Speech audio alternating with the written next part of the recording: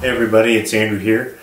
Today we are going to be taking a close look and install, hopefully, a set of Cushcore tire inserts.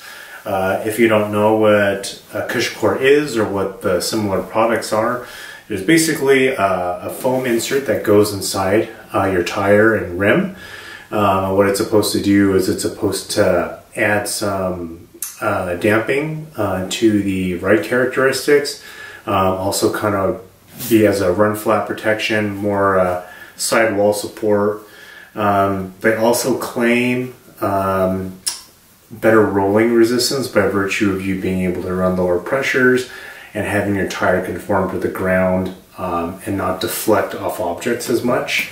That's yet to be seen. So we're going to take a look at it, product up close, and then hopefully, let's see, it's about 6:30-ish right now. Hopefully we'll be able to get these installed tonight because I'd like to take them out for a test ride tomorrow before we head over to Hood River this weekend. And yeah, see what it's all about. So let's take a look at the product up close. First we're going to unbox it. So this is the 29er kit. This adds roughly about 260 grams per wheel. That's about the equivalent of a tube, and actually, I mean, when you feel it in your hands, it's actually not too heavy. Let's see. You got a little brochure kind of explaining. You get tons of stickers. Looks like they got wheel stickers, so you can kind of brandish them on your wheel. So set those aside.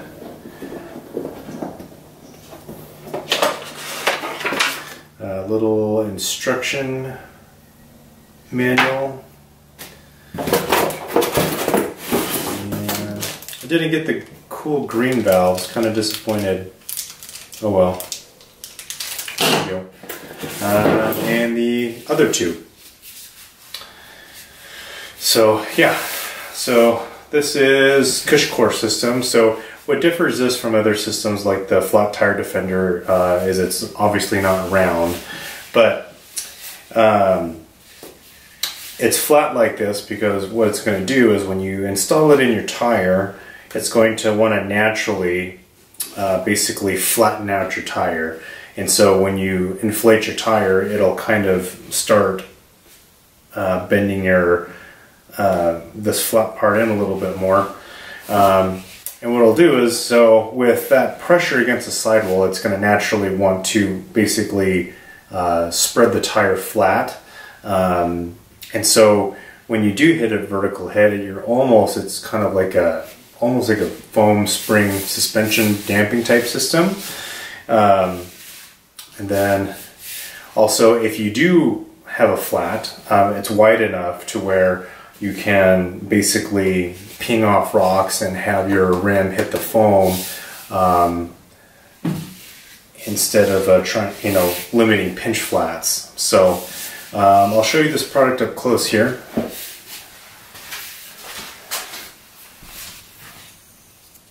So hopefully you can see that. So it's pretty flat as itself. So you have a little ridge here for your rim.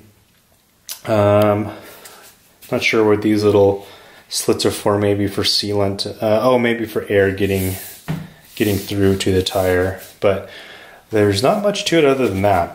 So next, we're gonna attempt to install it. Now I've looked at a couple different ways on how to install these things, and I think what I'm going to do is I'm going to adopt the technique to where I only unseat one side of my rim and tire. So I'll probably clean it up as much as I can. Also keep the sealant in there, and we will go from there. So I really don't know what to expect. So let me get my front wheel off. I'm going to start with that one, and we'll see how long this takes.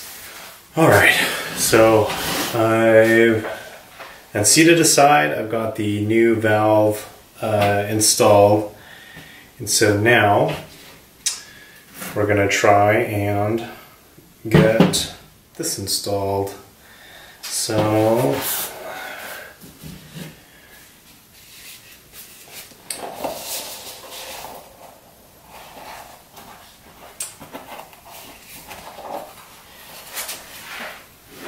trying to show you guys what I'm doing here.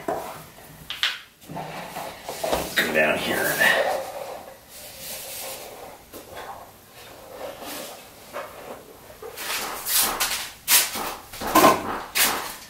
I just want to take a moment to say the Cushcore installation video on their website is utter garbage. Unless that man in that video has strength of 20 men, he's not just casually stretching this over the rim. That's an utter lie, Cushcore. That is an utter lie. Okay, back to my tire install.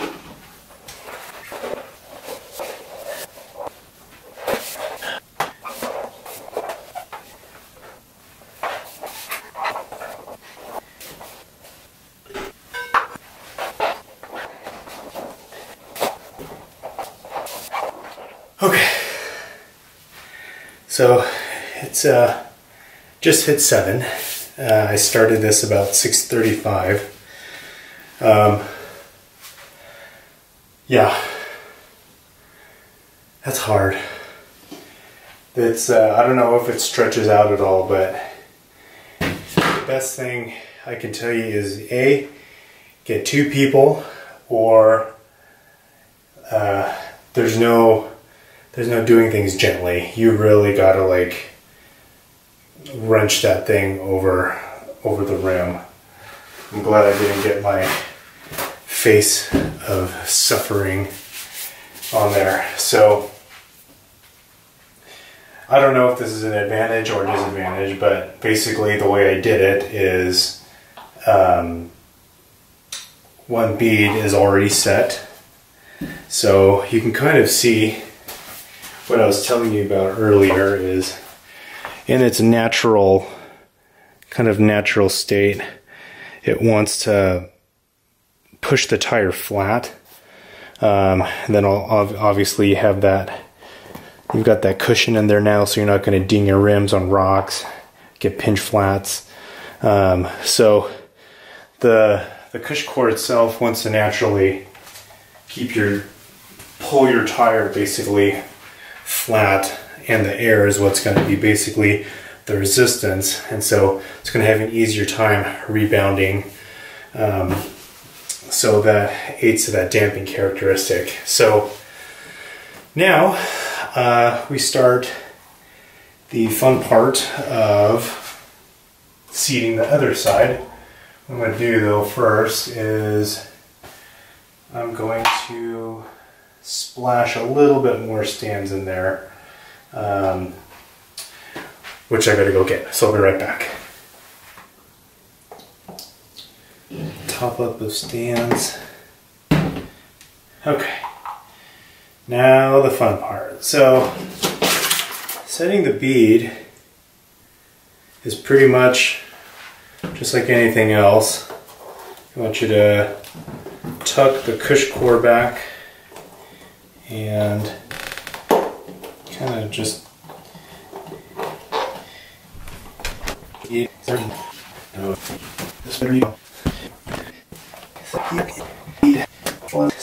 I would let your bead overhang a little bit, so when you peel the Cushcore back, it just kind of falls right in.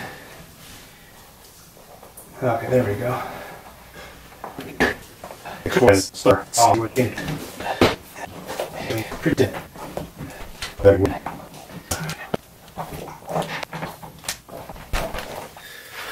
Alright, it is 8:24 and I just got the tire seated.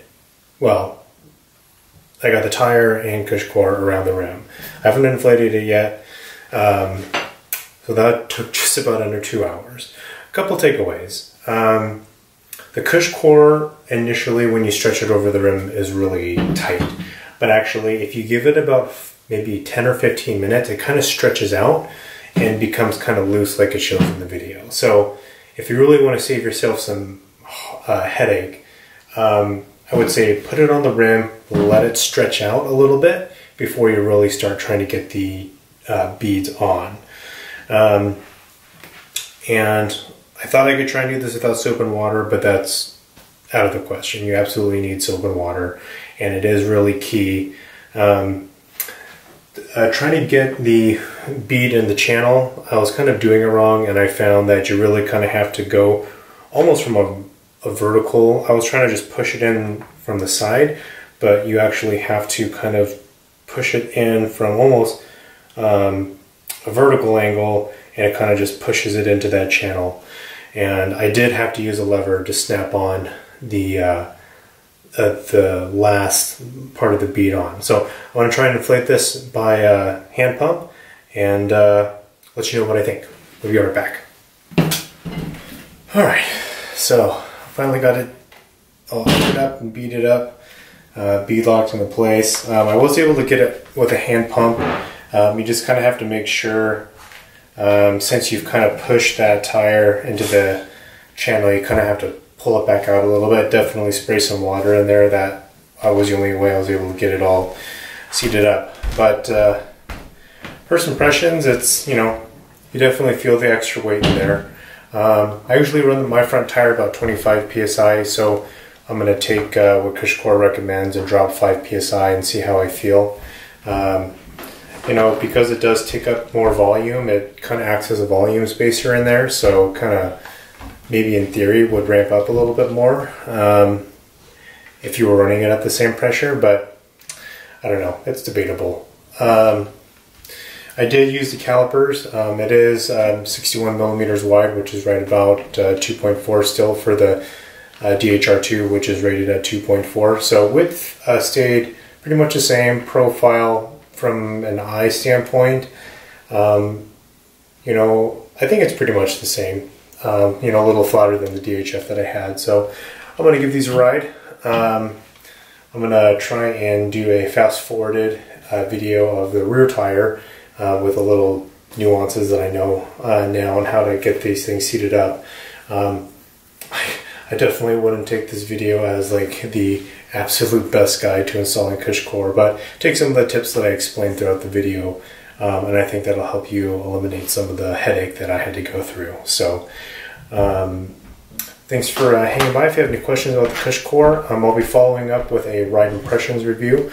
We had to cancel our Hood River Post Canyon trip a couple weekends ago, but we're planning on going this weekend. So if you're going to be in Hood River this weekend or live there, let me know. It'd be cool to meet you and maybe even ride with you. So until then, we'll see you next time. Alright, I know I said goodbye already, but I just wanted to update. I managed to get my second Cushcore on in like 35 minutes. That's from the time I'm taking the wheel off to seating it with the floor pump. This is my rear tire.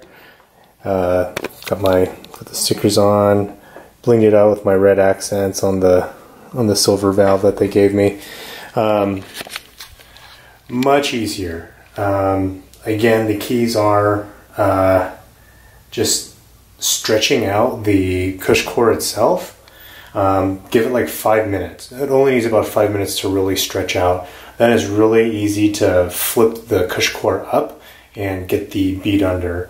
From there, just making sure you're using soapy water to get the bead nice and slippery. Using the, I use a flatter tire valve, and basically I would kind of create some slack in here and then just push in to get, I would push in really good to get that, and you have to give it a really good push. Like this, push in so that the bead gets into that rim channel so that you have the slack to then get it seated. And again, you do have to do the final seat. For me, I had to use a tire lever, but man, so much easier. I am way less intimidated by it for swapping out tires and everything. So maybe adds to the actual installation itself, maybe 5 to 10 minutes to the actual like normal tire process once you get it down. So it's definitely easier if you had two people to help you, especially when you're initially stretching the Cushcore over the rim. But other than that, man, second go around, I feel like a pro already at doing it. So I have a time-lapse video of me installing it. If you have any questions again about the installation, I'm going to give it a good ride tomorrow, and then again at Hood River like I was telling you, and I'll give you my initial impressions over the weekend. So good night, peace out.